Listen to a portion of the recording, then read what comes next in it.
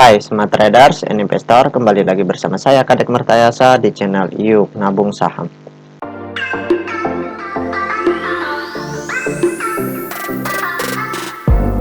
Nah, di episode kali ini kita akan membahas salah satu perusahaan yang direquest oleh Kops. Kode sahamnya PANS, nama perusahaannya yaitu PT Panin Sekuritas Tbk. Oke, untuk mempersingkat waktu, langsung saja kita cek datanya di aplikasi iPod. Jika Anda menyukai konten-konten kami mengundang Anda untuk mengklik tombol like dan subscribe agar Anda mendapatkan video terbaru kami setiap minggunya. Nah, selanjutnya kita ganti kode sahamnya di sini PANS. Kemudian kita enter. Nah, kalau kita lihat grafiknya selama setahun terakhir, perusahaan Panin Sekuritas ini itu harga sahamnya pernah menyentuh ke harga tertinggi selama setahun terakhir di harga Rp1.650 per lembar. Kemudian terendahnya di harga Rp1.200 per lembar. Nah, sekarang kita ingin lihat apa yang dilakukan oleh investor besarnya selama sebulan lebih terakhir, dari tanggal 1 Juli sampai dengan perdagangan Kamis kemarin di tanggal 4 Agustus 2022. Kita ingin tahu apakah investor besarnya di periode sebulan lebih terakhir ini mereka akumulasi atau membeli dalam jumlah besar. Kemudian di penurunan ini apakah mereka sudah jualan atau hanya markdown sementara. Kemudian kenaikan ini mengindikasikan mereka akumulasi lagi, seperti itu. Apakah seperti itu atau justru mereka selama kenaikan mereka distribusi, kemudian markdown, mereka distribusi juga, kemudian kenaikan ini kembali mereka distribusi. Seperti itu. Nah, atau justru di perdagangan ini mereka tidak melakukan aksi yang signifikan, seperti itu. Atau netral transaksi mereka. Oke, langsung saja kita cek data broker summary-nya. Kita klik kolom Broksum. Nah, selanjutnya di sini kita ganti kode sahamnya PANS. Kemudian tanggalnya kita ganti dari tanggal 01 07 ya. 07 2022 sampai dengan tanggal 04 2022. Oke, kita show.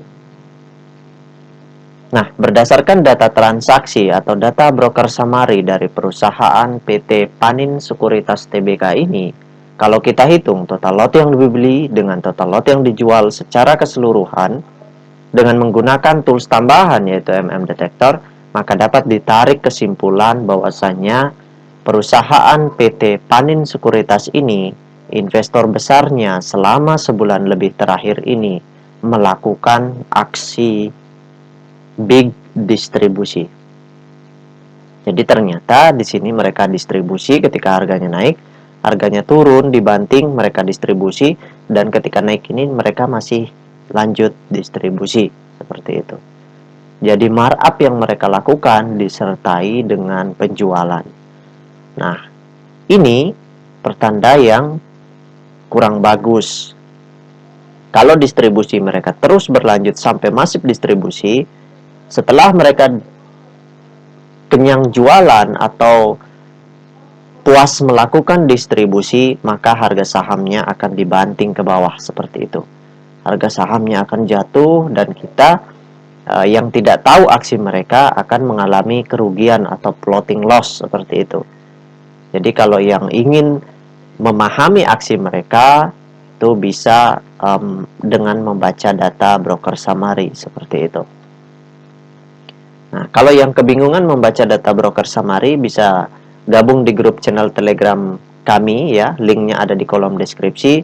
Nanti rekan-rekan bisa ikut kelas kami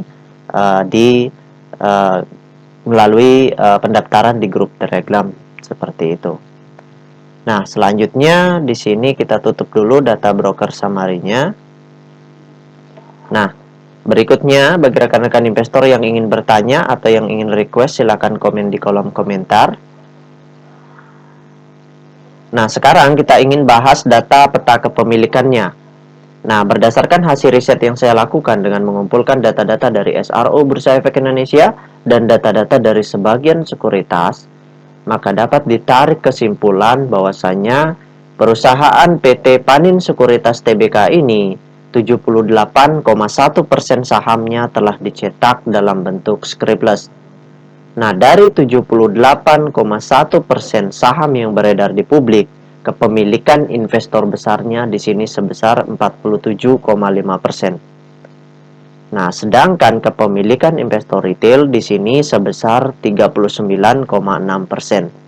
Nah, ini porsi retailnya sudah sangat banyak sekali. Seperti itu. Tapi jangan salah, meskipun retailnya banyak, kita perlu memperhatikan aktivitas retailnya, apakah mereka aktif atau pasif, seperti itu.